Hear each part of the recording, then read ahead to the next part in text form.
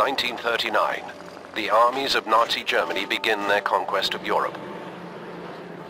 First of all is Poland, then Denmark, Norway, France, Belgium, Luxembourg, and the Netherlands. Now the year is 1941.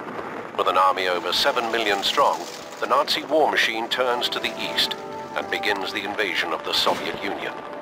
Using blitzkrieg tactics, they advance quickly, smashing relentlessly through the Soviet defenses and arrive at the capital city of Moscow in under 4 months. Desperately short of reinforcements, the Soviet defense of Moscow now falls to thousands of raw recruits who must hold out against the well-trained German forces in the freezing cold of the Russian winter. Stalingrad, 1942. German forces, having reduced the city to rubble in a massive aerial bombardment, meet with heavy resistance as the Soviet Red Army throws its entire force into the defense of Stalingrad. In the chaos of constant warfare, battle lines have dissolved. The ruins of the city have been divided up into hardpoints surrounded by no man's land.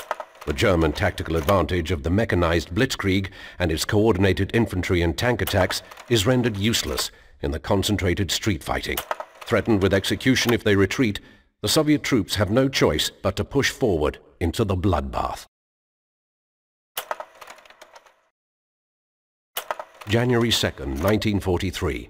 Surrounded on all sides by Soviet forces, the German Sixth Army at Stalingrad continues to crumble in the absence of a desperately needed supply line. Many German soldiers trapped in the city, who are now literally starving and running out of ammunition, continue to fight regardless, fearing that the Soviets will execute those who attempt to surrender. The fighting amongst the firebombed ruins of the city intensifies, as thousands of Soviet infantry continue to retake Stalingrad one block at a time.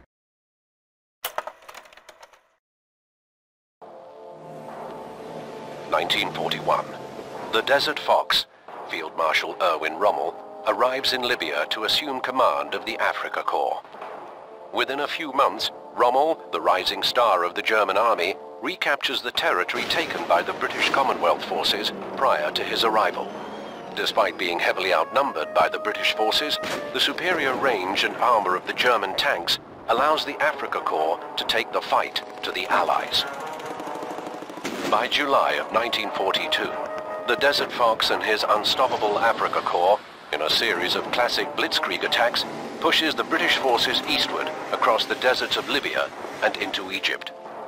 Now in late 1942, holding their ground a mere 60 miles from the Egyptian capital of Cairo, British Field Marshal Montgomery's forces, including the Desert Rats of the 7th Armored Division, prepare to blunt the German offensive and regain the initiative.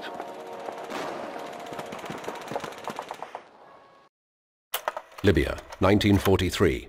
The British Crusader tank enters its second year of service in the North African Desert Campaign. Desert tank warfare proves difficult and challenging for both sides.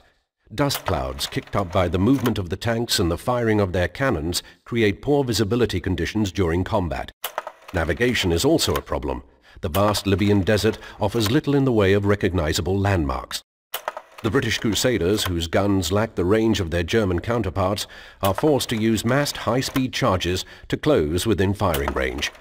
A dangerous strategy that leaves much to be desired. Tunisia, 1943. Gaining momentum, the Allies press Rommel's Afrika Korps into the Marek Line, a 22-mile stretch of defenses in eastern Tunisia. Having lost their main supply base in Libya in January of 1943, the Afrika Korps prepares to hold their ground on two sides, as they are now trapped between the American forces to their west and the British Commonwealth forces to the east. Despite these advantages, the Allies must proceed with caution, for the local terrain favors the defenders. June 11th, 1944. Only a few miles east of the American landing beaches in Normandy, France, British Commonwealth forces struggle to capture the major city of Caen. It is here that they are faced with the superior firepower of elite panzer divisions arrayed along the German defensive line. To break the stalemate, the veteran Desert Rats of the 7th Armored Division are sent into the hedgerows of Normandy. Their mission?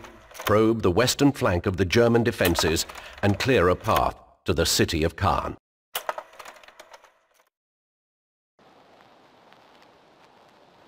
Soldiers, sailors, and airmen of the Allied Expeditionary Force, you are about to embark upon the Great Crusade, toward which we have striven these many months. The eyes of the world are upon you. The hopes and prayers of liberty-loving people everywhere march with you. In company with our brave allies and brothers in arms on other fronts, you will bring about the destruction of the German war machine, the elimination of Nazi tyranny over the oppressed peoples of Europe, and security for ourselves in a free world. Your task will not be an easy one. Your enemy is well-trained, well-equipped, and battle-hardened. He will fight savagely. But this is the year 1944. Much has happened since the Nazi triumphs of 1940-41.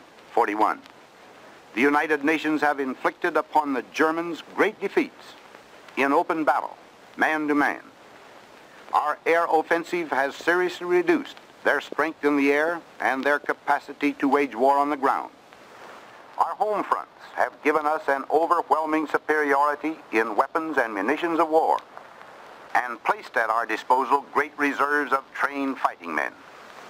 The tide has turned. The free men of the world are marching together to victory. I have full confidence in your courage, devotion to duty, and skill in battle. We will accept nothing less than full victory. Good luck, and let us all beseech the blessing of Almighty God upon this great and noble undertaking. December 7th, 1944. Allied forces crossed the border between Belgium and Germany, encountering heavy resistance near the town of Bergstein. Towering over the small town is Hill 400, providing German artillery spotters with a perfect view of Allied forces for miles in all directions. Devastating artillery barrages directed from the summit inflict numerous losses upon the Allies. Now the US 2nd Ranger Battalion prepares to capture the hill and deny its use to the Germans.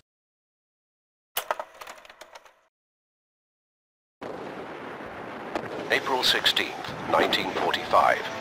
The Soviet Red Army commences its attack on Berlin, the capital city of Nazi Germany.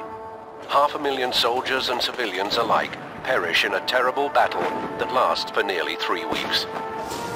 As the Allied forces converge on Berlin from both east and west, the Nazi leadership begins to crumble under the weight of imminent defeat.